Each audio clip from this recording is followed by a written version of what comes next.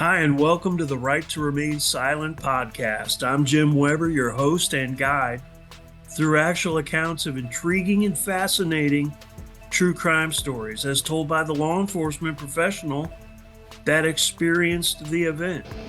The Right to Remain Silent podcast makes no exaggeration of fact, doesn't glamorize details, or sensationalize reality.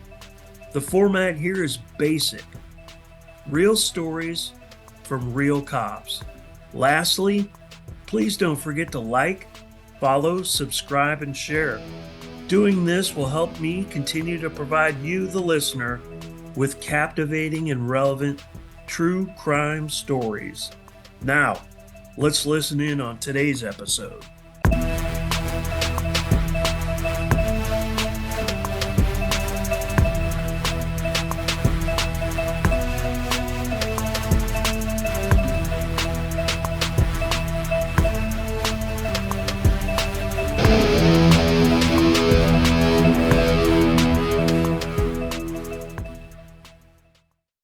Hi, and welcome to today's episode of the Right to Remain Silent True Crime Podcast.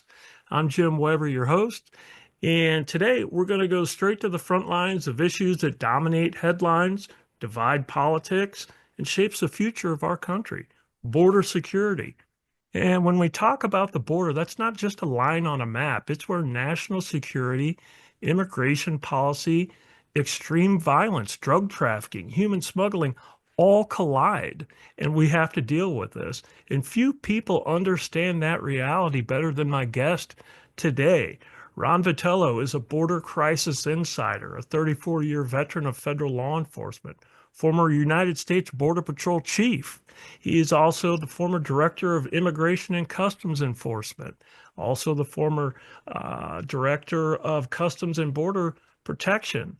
So, more importantly, he's currently a senior advisor on border security to the Trump administration. Ron is also the only person ever to have led both ICE and CBP. I'm very fortunate to have him here today to talk and share his knowledge and experience. He's a true border security expert. Ron, thank you very much for being here. Yeah, thanks, Jim. Good to be with you. Great, great. Well, hey, the first thing I typically like to ask my guests is, why did you get into law enforcement and specifically the Border Patrol?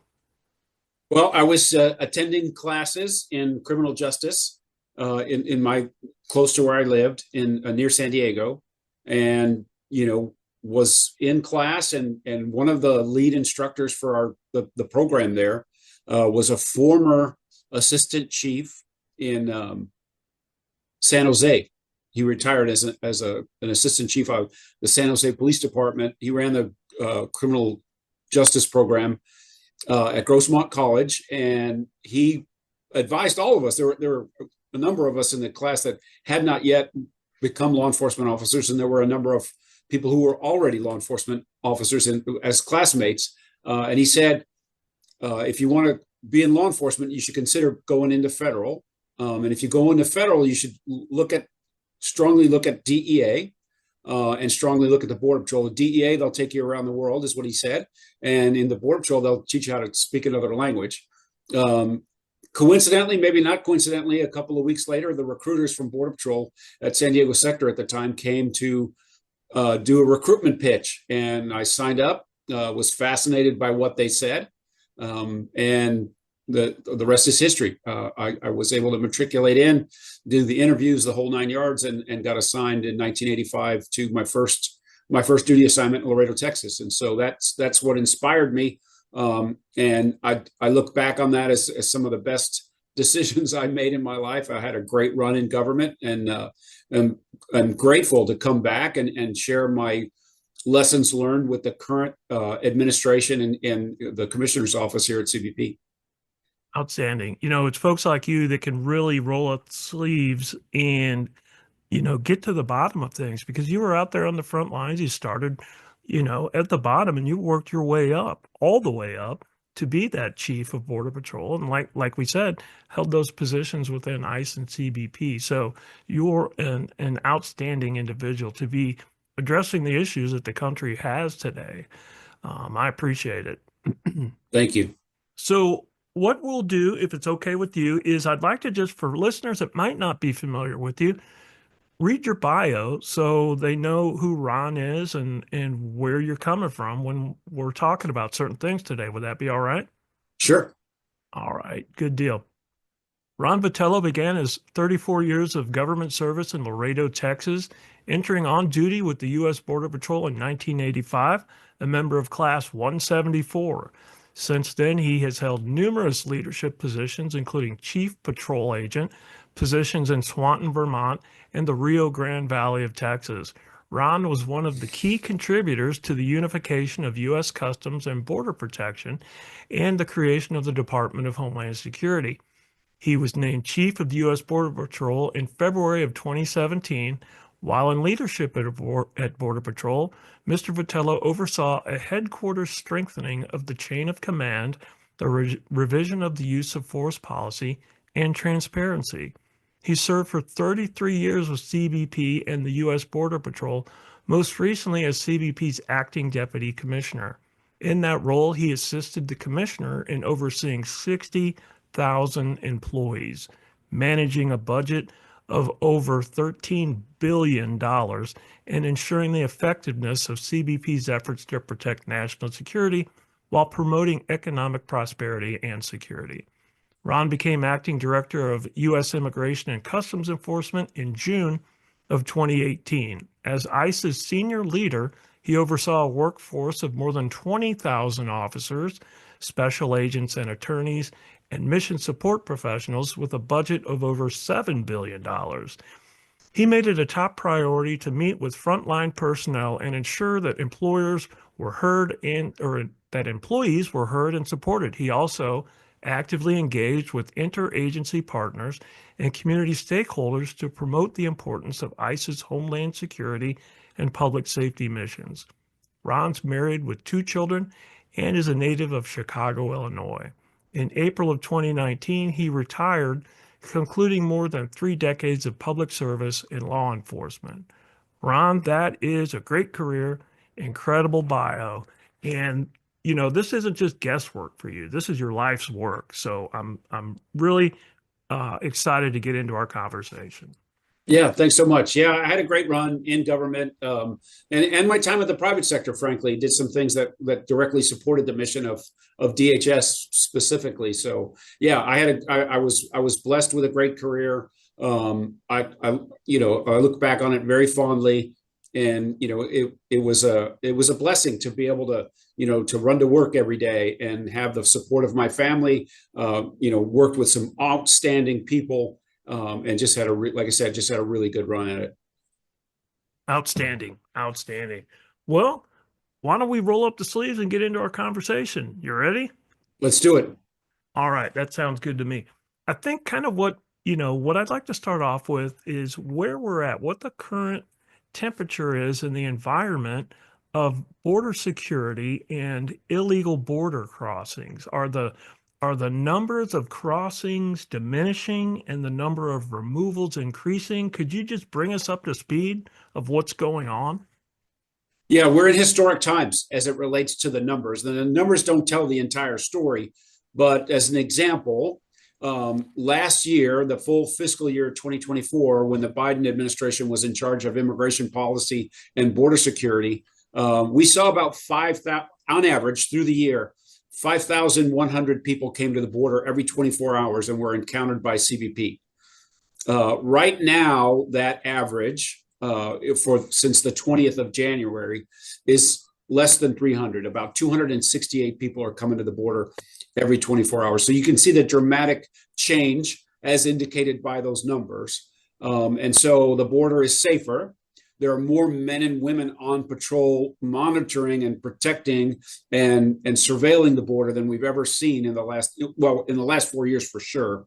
And the numbers are reflected in that. And the cooperation between ICE and CBP and the rest of the interagency, as directed by the White House and by the policy and by the leadership, Kristi Noem, Tom Homan, Donald Trump, it's just amazing to see how we are working in a way to help drive those numbers to a manageable level, and then not stopping there, right? Actually trying to get to a place where there aren't people attempting to enter, and those that do are quickly apprehended and returned. That's the kind of op tempo that we're seeing now. It really is amazing for somebody that's done this for as long as I have. I've never seen anything like it, both as it relates to the raw numbers and it relates to the interagency cooperation that we're seeing each and every day. That's outstanding to hear. And I've got a vested interest myself. I was a career ICE agent, special agent, HSI agent, and I still keep in touch with individuals that I worked with, and it's good to speak to them and hear the positive tone in their voice, that they're allowed to do their job and they're being successful at it. In addition to that, I see that on social media. I occasionally see it in the news, depending on which networks you're watching, right? It's a positive, uplifting environment that it's transitioned to. So that's a great thing. Yes, I think, well, you'll know this from your career, and people listening know that the whole situation around immigration can get very political. During the time that I was the acting director at ICE, there were people on the Hill in Congress. Some of them still are there. They ran on a platform of abolishing the agency. So it can get very political as it relates to, the public perceptions of what people say, all the kinds of things that politicians engage in, because that's their trade. But it really shouldn't affect the workforce, right? The policy and the law enacted at the border is designed to protect Americans, designed to secure the homeland. DHS was created in the aftermath of 9/11 for us to do better at the border, to do better in immigration policy and enforcement. And it sometimes gets political, and the workforce recognizes that. We just went through 4 years of the worst border crisis that the country has ever seen under the Biden administration. Now that nonsense is behind us. And as you said, the workforce just wants to do a good job. They want to do what they're paid for. They want to do what they swore an oath to do, which is protect us all. And now the policy supports that orientation. The policy supports controlling the border and holding people to account that violate the law. And so the front line at ERO, the front line at Border Patrol, the front line at HSI, they are now empowered with support all the way to the Oval Office to get to work and to do the job that they wanted to do, that they signed up to do, that they swore an oath to. Right. That's uplifting to hear. To hear and see. Let me ask you this. What are some of the most maybe misunderstood aspects of the Department of Homeland Security's mission that the general public and the media might have? Is that a fair question? Yeah, well, the media they're sort of beholden to this woke ideology or beholden to the left. And so immigration, as you know, immigration enforcement is a difficult set of circumstances, right? Why? Because it involves people. It involves somebody's relative. It involves somebody's spouse. It involves somebody's friend.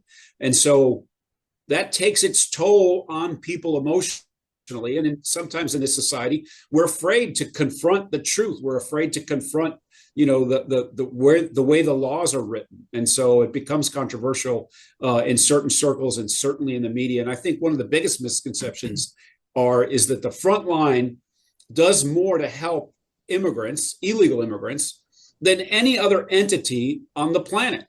No one does more than individual Border Patrol agents, ICE agents, to help protect the people who are being abused by smugglers, who are being trafficked all over the United States. No entity does more than the department to save those kids, to save those individuals who are being abused by the cartels, by smugglers, by human traffickers. And that gets lost, obviously, in the political rhetoric about immigration enforcement. Yeah, I think I read an article online a few days ago about two Border Patrol agents that encountered two, I think it was females, illegal aliens trying to come in at the southern border, and one had either broken or injured an ankle. And those Border Patrol agents, it was a very remote area, stayed in that area overnight to protect those individuals and ensure they were brought to safety and be medically addressed. So, I echo what you just said there. Yeah, no, there's thousands of agents on the line who are trained as first responders, like the EMT down the street and in your firehouse nearby. And they spend thousands of hours every year rescuing people by the thousands. And so, yeah, no one does more. And people don't realize that the front line, and this is true for all law enforcement and certainly true for the front line at DHS, you have to have a special compassion to do this work because you generally see people in dire circumstances. Think about the individual that's in the pipeline that sold everything they had, put their money in their hands, put themselves in the hands of a smuggler who treated them in terrifically bad ways. They were abused by corrupt governments in the pipeline on their way into the United States. And then that journey ends with them being arrested. And some of these folks come from places in the world that don't trust law enforcement. And so it's a very scary time in their lives. It's one of the worst days that they'll, on that journey. And then they realize that, U.S. law enforcement isn't like that, those men and women on the front line have compassion for the individuals. And as an example, and going back on the idea of the misperception, I remember during the 2014 crisis at the border, when lots of families and lots of children were coming alone to the border, we had regular stories coming into the headquarters of agents who gave away their lunch that day or bought presents for an individual detainee, a child who was in custody. They bought him a soccer ball or bought him birthday gifts. Not a great place to spend your birthday, but that's what the front line does. That's what law enforcement does, right? It protects people and recognizes that they sometimes are in dire straits and does what we can on the front line to make sure that these people feel safe and protected, even though, they're under arrest and they just broke the law and all the things. But yeah, and I remember the Secretary of Homeland Security at the time, is one of his first visits to the border. He was pleasantly surprised by the compassion shown by the agents on the front line. I knew better, and most of the team that I was on knew better, but it was the secretary coming to that realization. Is very interesting that he believed some of the rhetoric. He understood that this was a difficult job, but he didn't realize how good the front line was at it. Yeah, yeah, the front line it's top notch people, and they get a bad. I don't know that I like this term, but they get a bad rap, and it's good to share that type of information. Let me kind of transition to how would you describe the current state of the United States Mexican border from the U.S. security perspective? Well, it's never been more secure than it is today, right? So all the existing assets that were available on the 20th of January are still there. And on top of that, right, you have a 96% decrease in activity as it relates to encounters. So that means the agents last year that were covered up by the humanitarian mission of taking people into custody, putting them through the processing system and holding them until they could be released, that's not happening anymore. On the 20th of January, the president sent down several border security related executive orders, naming cartels as terrorists, ending the process of catch and release where people were being released into the United States en masse during the previous administration. So he ended those two practices, gave new tools to the front line. We deployed just after the 20th of January, the Department of Defense deployed about 10,500 troops in support of the Border Patrol, improving the infrastructure, doing things that agents don't necessarily have to do, monitoring sensors, helping with logistics. So there's 10,000 troops out there helping protect the border alongside of Border Patrol. Mexico also deployed 10,000 National Guard troops on their northern border. What are they doing? Well, what they're doing is they're making sure that these cartels can't rush the border or can't amass large groups to send across the border to distract the Border Patrol and cover them up with the humanitarian mission. And then you have the entirety of the State Department. So you have the Department of Defense fully engaged, the Department of State arranging with our partners around the world to make sure that we have ICE flights going constantly so that those people that were in custody on the 20th have gotten removed quickly, and those that continue to come into the country are being removed quickly. So the Department of State is engaged in making sure that that works in a way that I've never seen again before. So there's like a logistics chain. We're using military aircraft. We're using all of the ICE assets that are available. When people are in custody, they're being removed. Instead of being released into the U.S., they're being removed quickly. And then you have these army units on both sides of the border. Mexico has sent a number of indicted drug traffickers into the United States for prosecution and extradition. They're continuing to do that. They're working hand in hand on the military side to trade intelligence and understand what the cartels are doing, what that reaction is. And so the border is less active as it relates to illegal activity and more heavily patrolled because of these assets that have been brought to bear. And so it's a lot safer than it's been in a really long time. And again, like we talked about earlier, the front line is doing what they know how to do and protect us. Yep. Let me ask this. You and I both know this, and I think most people know it, but for the benefit of listeners that might not be familiar with this term, catch and release, could you just briefly, just give us a brief description or explanation of that?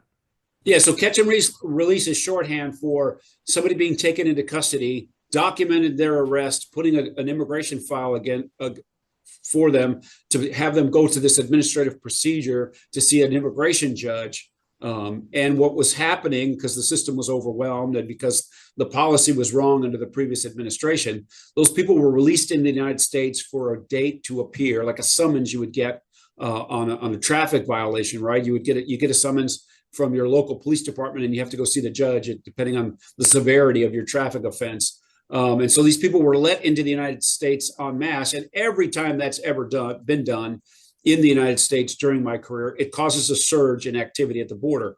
Because what happens, people come in, they get briefly detained by CBP to go through the process, and then they're released on a notice to appear or this summons kind of activity. And so what do? They call back home and say, hey, the United States isn't holding people who come into the country illegally, so you might as well come now. And that was happening for the last 4 years. It's not happening now. And so people are being caught and held and removed or sent to detention. And a lot of them are being prosecuted now that if they continue to come because of the assets that are in play and the leaning in of the Justice Department as it relates to immigration-related crimes being prosecuted at the border. And I'll give you an example. Last night, about 240 people came into the country illegally. 180 of them were prosecuted federally for crimes related to that illegal entry or other crimes that were discovered in the interviews that agents did. So the prosecution rate has never been at that level, but is now, that's kind of the norm. It's been consistently in the 90+%, almost 100% acceptance rate for the cases that are referred by the front line. Yep. And I think, and again, most people should realize this, most citizens, but when an illegal alien enters a country, they're breaking federal law. That is a crime right there in and of itself. And, kind of springboarding off what you just said there about DOJ and individuals being prosecuted, let's talk about that a little bit. Enforcement at the border is one thing, but prosecuting individuals and holding them accountable and deterring criminal activity, that's another thing. So let's discuss the immigration prosecutions in the big picture or the grand scheme of things when we're talking about border security. Yeah. So going back a little bit on the catch and release, right? If people get caught at the border and then are removed after they see a judge, after their due process, or under the new authorities, the 212F or the Alien Enemies Act, they're removed quickly. That sends the message, right? It sends a message to the rest of the world that if you come now, you will be held to account. On top of that, agents are referring as many cases as they can for federal prosecution of the crime of entering illegally or smuggling others or entering after they've been previously deported. Those are most of the cases that we see on the southwest border today. But we've opened up the aperture with the Department of Justice if there are other crimes, like if somebody has a false document in their possession or they lied to the arresting agent. They're now taking those cases as well. And what that does is it drives the recidivism down. It sends a signal. Consequences always matter in law enforcement. People will break the law. if they believe they have an opportunity to get away with it, if they know they're going to be held to account for their illegal behavior, that dissuades them from doing it more and more. And so recidivism is way down, prosecutions are up. That helps send the signal to the would-be illegal migrants, to the smugglers that take them into the country, to other people at the border that are using the border to ply their illicit trade. And so more prosecutions means less recidivism and less activity at the border. Again, the general theme is it makes us all safer. And then concurrently, we have ICE agents all over the country going after the worst of the worst, people who are in the country illegally and have also committed major crimes in the United States. And so the removal rate of the apprehension of what ICE calls at-large arrests are off the charts.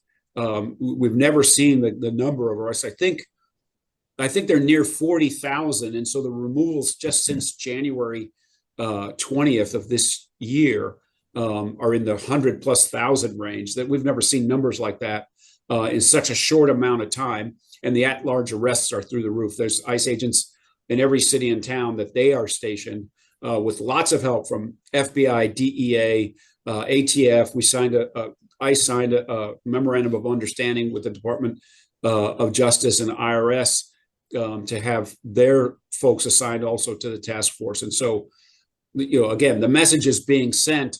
Not only are we securing the border and making that safe, but we're making the cities and towns safe. Even the ones that don't want it, like, there's been a lot of talk in the media about Chicago and Boston being sanctuary cities. Well, ICE is still operating in those locations, albeit without the direct help of local and state law enforcement officers. They're still doing their job in the sense of targeting these criminals who are also in the country illegally. Yeah, great point. And speaking of sanctuary cities, I worked a majority of my career as an agent on the interior, not along the borders. I did details down along the southern borders, but majority of my work was within the interior of the country. And, I think when people think about border security, they kind of overlook the interior, because when these individuals slip through the cracks into the country, or, they're released and given a court date to come back, they continue their travel into the country, and they're operating, after violating federal law within these various cities. But what happens in these cities is just as important as what goes on along the border here.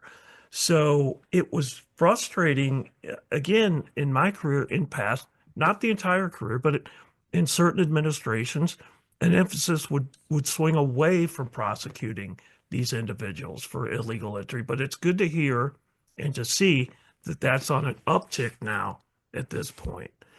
Again, here's a term that we're using that you and I know and most people know, but could you just give us a brief description of what a sanctuary city is? Well, it's a self-proclaimed jurisdiction, a city that refuses to cooperate with immigration authorities, and that's Immigration and Customs Enforcement, the department. And in some places that applies, like in California, that applies to the entire state. So the state law in California says that if a law enforcement officer, a duly sworn law enforcement officer in the state of California, is prohibited by law from contributing to the arrest and detainment of people on behalf of Immigration and Customs Enforcement. So that's a silly, destructive policy that these jurisdictions engage in, which says we're not going to cooperate with ICE. And so they arrest people for major crimes in a place like Boston, a place like Chicago, two famous sanctuary locations. They're proud of it. They brag about it. So in those jurisdictions, they arrest hardened criminals that do serious crimes of all sorts, who are also in the country illegally. And when those people are adjudicated in those local jurisdictions, when their sentences are completed, they will refuse to advise ICE that they're going to be released back into the communities in which they committed these heinous crimes. That's what sanctuary cities are. And that destructive policy puts us all at risk, because from being in law enforcement, most people know that the crimes that are committed, serious crimes and others, are usually committed by the same handful of people. So recidivism of murder, recidivism of cocaine trafficking, recidivism of fentanyl trafficking is very high because those people are engaged in that activity because that's what they do. That is their livelihood, if you will. And so most criminals are likely to commit crimes again. And so putting illegal aliens back out on the street after they've committed serious crimes is a destructive policy that puts us all at risk. Oh, absolutely. You beat me to the punch on that. That's exactly what I was going to mention is that is putting the entire public at great risk, when these detainers or holds are just completely disregarded. Um, Let me ask this. Is there a difference between not cooperating with immigration enforcement and actively obstructing it when we're talking about sanctuary cities? Yeah, well, it's in fact federal law that if you harbor an aid or and abet people who are in the country illegally, or if you harbor an aid and abet people who are smuggling folks into the country, that you could be charged with that as a federal crime. That is in statute.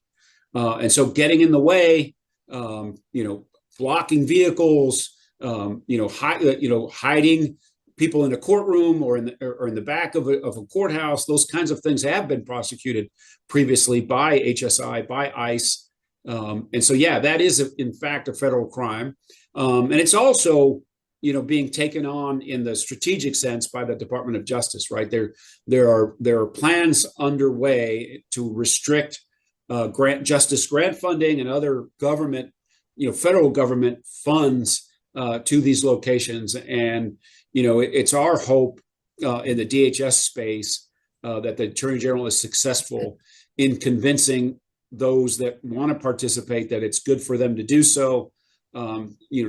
Taking new entrance into the 287G program. But those cities and towns and those jurisdictions that don't want to cooperate, we hope that she's successful in the strategic sense of being able to enforce federal law and not allow these jurisdictions to, pretend that these laws don't exist, because they are in the books. They were passed by Congress and signed by the president. They are federal law, and that typically supersedes, state level jurisdiction. But it's going to have to be fought out in the courts, and we're hopeful that, we know that she's doing that, and we're hopeful that she'll be successful. Yeah, great point. We touched on this a little bit, the utilization of the military and the Department of Defense's involvement. Can you explain a little bit more specifically of what they're specifically doing, and is this going to be a long-term um, fix, or is this a temporary tool that we're utilizing to get everything under control? Well, they're fully engaged in helping assess the border environment. They're doing things like intelligence and logistics, fortifying the border wall with razor wire and other things. There's a number of National Guard deployments, specifically in Texas. They've been deputized by the department to help work side by side with the Border Patrol. In other locations, it's more of that logistics assistance, monitoring sensors and those kinds of things. The Air Force is fully involved in the early days of the Trump administration. They were flying folks that were in custody back home. We're not using that asset as much as we did in the first 3 weeks because it's, the logistics that ICE has for that process are really good. And so we used it for surge capacity and have it kind of on standby. But as far as how long they're going to do that it remains to be seen. There are plans underway to grow the capabilities at the line for CBP. There are plans underway at ICE to add the capacities in every category, criminal investigators and enforcement removal officers, those kinds of things. And so I could see us getting to a place where if the right investments were made, that, we could replace the military with, a durable capability brought to you by DHS Frontline. But we'll take them as long as we have them, because it's a great asset for us to have on the line, for the agents to have on the line. And it's also, a way for them to use their relevant job skills in a real world environment with an adaptive threat. And so as they learn how we do our job and help make improvements and show us different skill sets that they have. They're also learning from the men and women on the front line some of the unique tactics that agents use in the field between the ports of entry. And so I'm not sure about the timeline, but Sure. it has been a real improvement on the day to day. This episode of the Right to Remain Silent podcast is brought to you by Streetwise 360 Law Enforcement Consulting, your go-to resource for expert law enforcement training. Whether it's conducting successful criminal investigations, performing undercover work, mastering interviews, conducting surveillance, utilizing confidential informants, or case strategy, Streetwise 360 gives officers the real-world skills they need for success. Learn more at streetwise-360.com because knowledge is power in the field. Now Day back to to the day. show. Outstanding. Let's talk about you. You can't cover the topic of border security without discussing border violence and drug cartels. Um, if border violence and drug cartels aren't efficiently and effectively addressed initially at that border, there's a spillover effect or a saturation into the interior of the country. My point in mentioning this is these are issues that affect all of America, not just the border. When we talk about border violence, I think some people just leave it at that. Oh, it's at the border. I live in, Michigan, or I live in, Arkansas. Well, it affects us all. And if we don't address this, there's going to continue to be uh, big problems with addressing this type of thing. Wouldn't you agree? Yeah, absolutely. All the things that you talked about, the violence, the trafficking, the seizures, the arrests, the folks that get away, they don't stay at the border. Certain border communities are safer than others, but there's always a level of activity sponsored by the cartels that is underway at the border. But those cartels don't stop their trade at the border. They use their tactics and techniques to bring all kinds of dangerous things into the country. Fentanyl is an example, and that fentanyl is sold by cartels all over the country. So that means they have their soldiers, they have their sicarios, they have their retail drug trade gangs in the United States, and that's every city and town that they can get their hands on or get their hands around. Unfortunately, we have a demand for consumption of these drugs in the United States, and the cartels use that demand to make large sums of money, and they keep control of their team. They destabilize governments around the world, including Mexico, in the case of these cartels. They destabilize those governments, they destabilize the communities in which they operate, and it's dangerous for us in the U.S. as well as anybody that's in the pipeline. Yep. And you mentioned it. You mentioned fentanyl.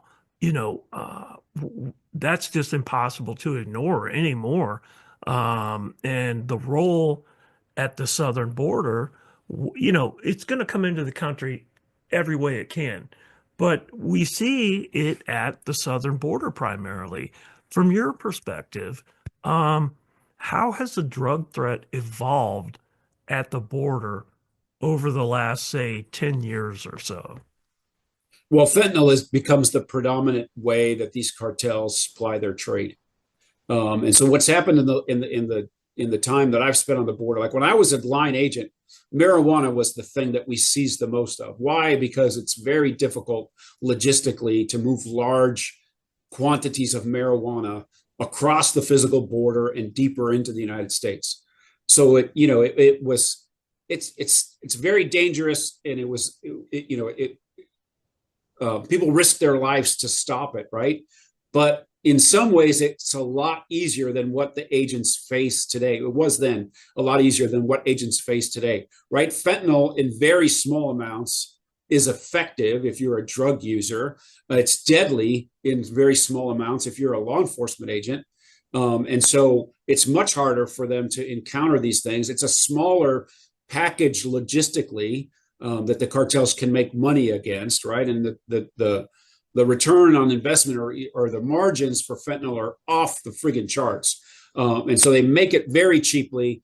They sell it for top dollar all over the world, and make enormous sums of money off of it. But it is killing our youth in the United States. It's the number one cause of youth deaths in the United States. If you look at the actuarials, if you look at the life expectancy number in the United States, it's gone down in the last 4 years considerably. And part of the reason that that is happening is because a bunch of young people are dying because they're either addicted or they think they're buying drugs off the dark web that don't contain fentanyl, but they actually do. And so the cartels are poisoning them with the help of actors in China, right? Because the precursors, China was the exclusive producer of fentanyl for a long time, probably about the last 10 years. But the last 4 or 5 years, they've imported that knowledge into Mexico so the cartels can make it directly. And we've seen the report, obviously the deaths and the tragedies, but some of these deaths are people who are thinking they're taking a recreational drug, but they're actually being poisoned by fentanyl. And I think some of that is purposeful, but not on the user's end, right? It's the cartels Right. trying to get people addicted to this new substance because it means more profit for them, unfortunately. And so, yeah, it's a big problem. And the destabilization that it's causing in Mexico. I mean, these cartels, they control entire swaths of the country in Mexico and other parts of the world, and that's just not good for any of us. It's not good for our neighbors. It's not good for our communities, and it's killing a lot of people in the U.S. Right. Absolutely. I agree. Are the cartels, are their smuggling methods becoming more sophisticated today, do you think? Yes, they have become more sophisticated. They will become more sophisticated because they operate under no rule set. Their objective is to make money and have more control. And they will do just about anything. Corrupt politicians, kill press, kill law enforcement officers in Mexico, maybe in the US. And then they have every single method of operation to get things across the border that you could imagine. Small drones, tunnels underground, ships off the littorals, every method you can think of bringing a commodity into the United States, they're going to try it. And if it's successful, they're going to do more of it. When we figure it out, they're going to change to something else. They don't have a constitution that they take an oath to. They don't have a board of directors. They don't have American taxpayers trying to help set policy for them. They do whatever they can to make money, to include the worst kinds of human behavior. And they have a chance to iterate against, what is effectively, the law enforcement community, which always seem to be, just a half a step behind them, until we figure it out. Then we figure it out, and then they go try something else. And so, it's the worst kind of iteration and innovation that you've ever seen. Yeah, you beat me to my next question. Are we, as law enforcement, able to keep pace with them? And I think, you just answered that. We're just, when we get on to them, they, like you said, switch it up, and they're just that just a little bit ahead of us. But I think law enforcement as a whole is becoming better about this, addressing that. Oh, there's no question. I mean, the work that specifically that I got to witness when I was at ICE at HSI, their work on the dark web and understanding how these cartels move money, assets, and then the commodity into the United States.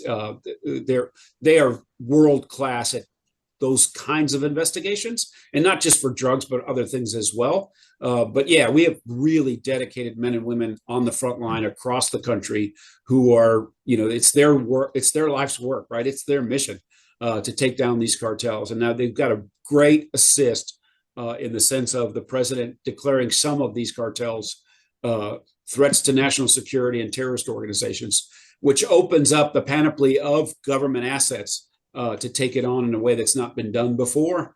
And so I look forward to their, using the tactics and techniques that they have become very good at. Our team, the U.S. front line, and now having this enhanced authority will be better for everyone. Yep, absolutely.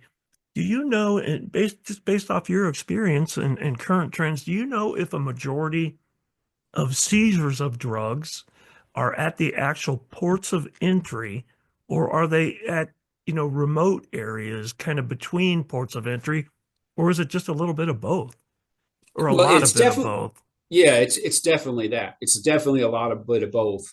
Um, at the ports of entry, you have maximum control over every commodity that comes across, right? Everybody stands for an interview. Every vehicle is scanned or screened in some way, and so the seizures of fentanyl in the United States are much higher at the ports of entry because the traffic is controlled and scanned and screened in a way that you cannot do between the ports of entry. So we are much more successful as a government seizing those assets at the ports than we are in between the ports. But I'll guarantee you that we are getting better at it between the ports because the illegal traffic at the border is at historic lows. And what that means is all of the assets that are designed to surveil, monitor, and be aware of what's going on at the border have been enhanced in the last, several weeks of the Trump administration, and we're going to add to those capabilities. And you've got more time on task for frontline agents. They just are more capable because there's more of them that are dedicated to doing what they're supposed to be doing instead of babysitting people who are in custody. Got it.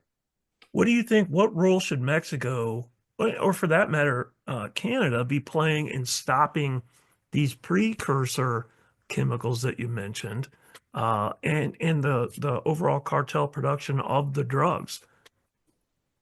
Well, we want them to do what we do in the United States. We want these commodities to be held up and inspected and stopped at their borders.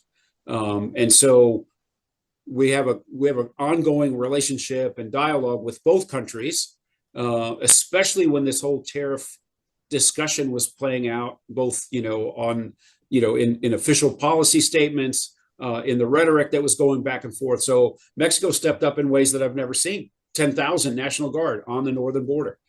Canada, they're deploying assets to put a 24/7 surveillance regime on the northern border to monitor the traffic that benefits them, and make sure that that we're coordinating with them to keep the bad things and the bad people from crossing that border. And so our relationship with both countries needs to recognize that we have this joint responsibility to protect the citizens of our countries. They are dependent on us for trade. We are dependent on them in some ways for trade. And so we have to understand where we are in this discussion and in this dialogue so that they're doing their share of keeping these precursors out of their country, and then helping identify who these cartels are and using the assets that we're providing in a way that helps minimize the impact of the cartels and their capabilities in both countries. And so it's not a perfect scenario. We certainly do not want to be in a situation where we're outsourcing, this problem and the response to the problem. We have to keep our assets in play in that regard. And so we understand that we could do a lot more with them, Sure. but we really can't be dependent on them, to fix this problem completely. Good point. Good point. Well, this is another topic of great interest is the border wall and finishing whether or not to finish the border wall. Um, can we discuss that? What are your thoughts on that? So, bottom line up front, the wall works. It doesn't solve every problem on the border, but the data and agents who work the line know that it is a great benefit to have wall on the border. It's an anchor for all the things an agent has to do. And so it's a demarcation. It lets everybody know, hey, that's the border between the U.S. and Mexico. That wall establishes that physical presence of, hey, this is a border, and then it allows agents to have more time for the technology to tell them that there's activity there. It slows people down. There's a certain segment of the population that cannot climb an 18-foot wall. So it reduces the number of people who will attempt to cross the border illegally. It slows down those who elect to do it anyway, and then gives an anchor for the patrol response. access to the border, sensors that illuminate when people are present, and then a way for to slow people down so that there's agents there that can mount a response and take those that are they're going to try anyway into custody quickly. Yeah, great point. You're just springboarding on that. You're slowing it down. You're also funneling. If they're going to encounter this wall and they can't go over it and they can't go under it, potentially you're funneling people towards the ports of entry. So it all sounds like it's a beneficial or positive move for the United States. Yeah, and the data backs it up. The agents know it, like they understand, and you're right. It forces people to make different choices about how they cross the border, and that's a benefit to the operational response. Right. Beyond the walls, in your mind, is there anything else that needs to happen to secure that border? Is it technology? Is it increased manpower? Is it policy reform? What are your thoughts on that? It's all of those things. You're talking about the strategy that's underway, right? Personnel, technology, and infrastructure. We've been saying that in the Border Patrol for about the last 2 decades. That you have to have the right mix of those three things. I would say that the Trump experience in Trump 1 and now in Trump 2 is that policy prescription. You have to have a will to control the border. You have to give the front line the ability, the capability to do it. And then that policy has to be supported by the final outcomes or the results, right? So if people come in and they're arrested and they're prosecuted, there has to be a consequence for that illegal activity. The policy has to support lower traffic at the border. That means when someone comes in, they're not released into the United States. And so you have all those four things, or you have those three physical things, agents, technology, and the infrastructure supported by the policy. Then you're going to have a safe border. You're going to have safer streets in America. You're going to put the world on notice that you're not going to prevail crossing the border illegally. And so all of those things together is what solve the problem in the most complete way possible. In every time that is invested in, it provides big returns for the front line, for the American people, because you have the borders marked out, you have access to the border, you have technology that helps monitor it, you have agents in response, and then when people are arrested, there's a consequence for their illegal activity. That works every time we've done it. Yeah, I would agree with that. Let's kind of shift here. This was prior to this administration. A hot topic was migrant flights here in the United States. Can you touch on that? Like what it is, you and I know, and most listeners know, but not everybody does. But could you tell us what a migrant flight was, what they were, how they worked, and what the cost was to American taxpayers during that time? Yeah. So if you look at the numbers, and again, the numbers don't tell the whole story, but it gives you kind of points you in the right direction. And so government records for the Biden administration say that about 11 million people were encountered by CBP or somehow led into the country illegally over the last 4 years. About 2.5 million of those people were invited by the Biden administration, by the government, to apply overseas to be a parolee into the United States. And what that means is we gave them permission to travel into the United States, and we gave them parole status. Parole status still means that they're illegal, but it allowed them to fly into the United States instead of trying to cross the border illegally.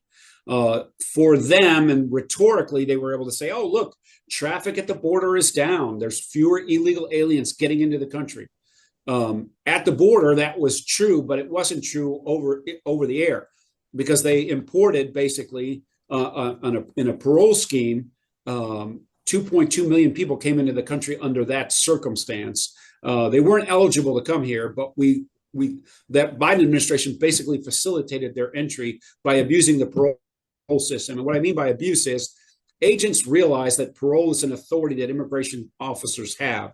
Parole, in most of my career, was used in the humanitarian sense. Someone just got in a really bad car accident near the border. and they needed to go to a trauma center in the U.S. at the border as well. And so immigration officers at the line are able to parole those people in. They don't give them legal status, but they allow them to cross the border with permission so they can get life-saving treatments. Other paroles are handed out, and like we have a witness in a drug conspiracy that needs to testify in a U.S. courthouse. And so immigration authorities will parole that person in long enough for them to give their testimony in federal court. So parole is used to benefit, in a humanitarian sense, an individual, or benefit the government. It's in the government interest to have that person come and testify. And so parole is supposed to be authorized at the discretionary level by agents in the field. It is not supposed to be a blanket that you throw over entire countries and say, if you're in this place, come apply for parole and we'll give you a plane ticket into the US. That's an abuse of the authority given under the law for paroling people in. It's not in the interest of the government to let anybody from Nicaragua apply for parole and then give it to them. What that does is put more people in the pipeline. And so that's what they did in the last administration. That practice ended, that nonsense ended on the 20th of January 2025. And so that's the situation where we're in, and that's been changed since. All right. Thanks for sharing your knowledge on that topic. Let's kind of shift to another, when you're talking border security and border violence, this is another hot topic or current topic. The Tren de Aragua gang, criminal organization. What can you share with listeners about what that is and why we don't want that here in the United States? Yeah, it's a transnational criminal organization that is loosely affiliated with the government, the communist government in Venezuela. They were not present in significant numbers. In fact, I never even heard of it, the Tren de Aragua, after having been in the law enforcement for 34 years. Didn't know about the Tren de Aragua gang, which was prevalent in the hemisphere, in Venezuela mostly, some in Colombia.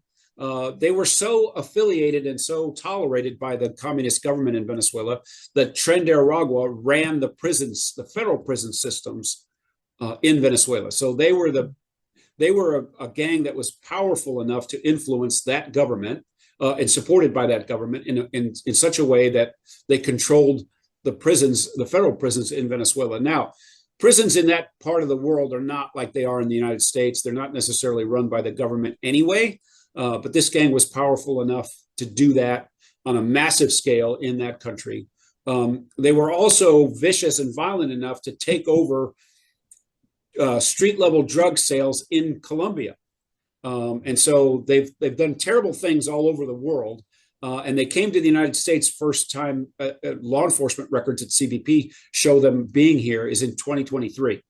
And so just to give you an example, in the 34 years that I was in government, it was mostly dedicated to border security. It was very rare to catch anybody from China, Venezuela, places like Iran. But last year, in 2024 alone, hundreds of thousands of people from Venezuela came into the United States, many of them part of this Tren de Aragua gang, which is now a problem for about 25 states in the United States because they're a criminal gang and they do what criminal gangs do. They extort other people, they extort neighborhoods, they sell drugs, and they're vicious and violent. They kill themselves and other people in the United States. And we've seen some of the horrific crimes that are now, even in the mainstream media, of these young women that were terribly abused, raped, and killed by members of this gang. We saw that the most famous thing that you see on television is, they took over rental properties, entire buildings in a city near Denver called Aurora, in which they were kicking the residents of this apartment complex out on the street and then importing folks from Venezuela to then, house and harbor in these apartments. And so we don't need, and as you know, as a law enforcement, we don't need another transnational criminal organization threatening the citizens of the United States. And so this administration declared them among the foreign terrorist organizations And so the full weight of the federal law enforcement agency and all the interagency partners, including the Department of Defense, Central Intelligence Agency, they now can point at that group as a transnational criminal organization that's also designated as a foreign terrorist. And so that work is underway at every level of the U.S. law enforcement community. And because they've just been here, their infrastructure is a little bit lighter than a gang like MS-13 or the Mafia or other, violent gangs that are in the United States. And they're very, very vulnerable to being removed because they don't have status here. So they're in the country illegally. They're doing terrible things. And so when encountered by U.S. law enforcement, they're quickly turned over to ICE and removed. Yeah, great points. I retired, oh gosh, 3 years ago, and I was assigned to a gang group where we worked all kinds of gangs, and we never once heard of this gang or worked any investigations relating to them. So that's scary how fast they came on the scene, and it's fantastic that we're addressing them and the current administration is addressing them accordingly this way. Yeah. Yeah, no, it was overdue, but it's getting done now. Outstanding. Well, would you have a thought? Would you want to share your thoughts on the overall direction of the Department of Homeland Security and how Secretary Kristi Noem's doing? Well, I think she's doing a wonderful job. She spent quite a bit of time on the front line, understanding, the difficult work that's being done, both in the interior and at the border itself. She has skills and attributes that she brings to the job, which are kind of unique. I think Tom Ridge and her share a little bit of the same kind of a resume. She was in the House for a number of terms, so she understands how the legislature can assist or get in the way, frankly, in the oversight and in the appropriations and the authorizations kind of work that's done in Congress. So she understands the world from that level. She was a governor, so she has had the chief executive experience in South Dakota. And now she comes to one of the biggest departments in government with one of the largest and complex missions that exist in our government, and has taken to it quite nicely in the sense of going out there, finding out what the front line needs, making sure that she's available, that she's communicating for us to the White House and to her former colleagues in the legislature to make sure that we're going to have the capabilities that sustain the policies that are underway now. And she's a great advocate for rule of law, consequences at the border, and giving and empowering the front line. And so her and the president, there's no doubt in any DHS frontline employee's mind that she has our back and the backing of the Oval Office. Alongside her, on the same team, you've got an attorney general, you've got a border czar, you have a secretary of state, a secretary of defense that are also leaning in to make sure that the president's priorities are met as it relates to securing the border and making America safe. Great point. Is there anything, that we haven't touched on that you think is relevant or important enough to mention? Border security wise, immigration wise, anything along those lines? Well, before I started this, return to government, if you will, as the senior advisor, I had an opportunity to talk to community members and did a few things in which I was talking to groups about what was going on at the border. Of course, before this administration started, there was terrible news about what was happening at the border, and people were very angry. People who didn't really care much about the border or it really didn't affect them knew they were being misled by the administration about what was happening on the border, what was causing the problems on the border. And I used to tell them, and I think it's relevant still, I used to tell them to remember how angry they were when they saw thousands and thousands of people coming to the border every single night and being released into the United States, and what happened, these terrible things that happen to our own citizens with these gang members and these terrible crimes that were committed against American citizens. Remember that anger. Remember how disappointed we were in how that looked every night on our TV screens. Because the work that's being done now by the front line, especially in the interior, needs to be conducted at scale. There are 11 million people in the United States, or nearly 11, probably more than that have come in the last 4 years. And some of them are doing terrible things in our own neighborhoods, in our own cities and towns. And it's underway now to find those folks and send them back. And like we said in the beginning of our talk, immigration enforcement is difficult because it involves people. And don't let the media get ahead of the facts about who's being arrested, why they're being arrested, because they are part of a family. They are part, they are someone's child, but they don't deserve to be here. We didn't invite them here, and some of them have done terrible things and need to go home. And so I want people to remember that emotion that they had when they found out these terrible things that were happening, and this, like I said, that misleading about what was actually going on at the border, because there's a lot to do. We've been very successful in the Trump administration in locking down the border and minimizing the danger that exists at the line. But there's a lot more to do there, as is there's a lot of people here that don't deserve to be here. And some of them are doing terrible things. And we want the public support, understanding, because we're going to be transparent about that. But we need to recognize that threat is amongst us. And it's the front line of DHS that's going to help solve it. Yeah, great point. And I think you answered this question and what you just said. Is America safer now than it was 4 years ago? 100% as it relates to, the threats that are occurring at the border. But there is a lot to do. And so, yeah, we're safer because we have a president that ran on the idea that he was going to make streets safe again, that he was going to make the border safe again, make us all safe again. And so that work is underway. And I just want another plug for the interagency. I've never seen the government operate so seamlessly across all the lines of effort: diplomacy, logistics, law enforcement, all of the things that make the border work, that make the border security and the Homeland Security enterprise work. Very seamless interchange across the interagency. And so, yeah, we are safer, but that doesn't mean we're without risk. Yeah, great point. Well, you've retired from Border Patrol, but you haven't really stopped working.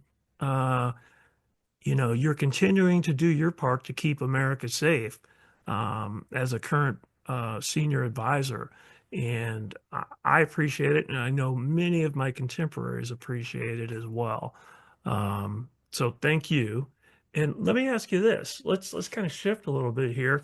Would you mind sharing what you're doing now after Border Patrol? Is there anything that you'd like to discuss post Border Patrol life?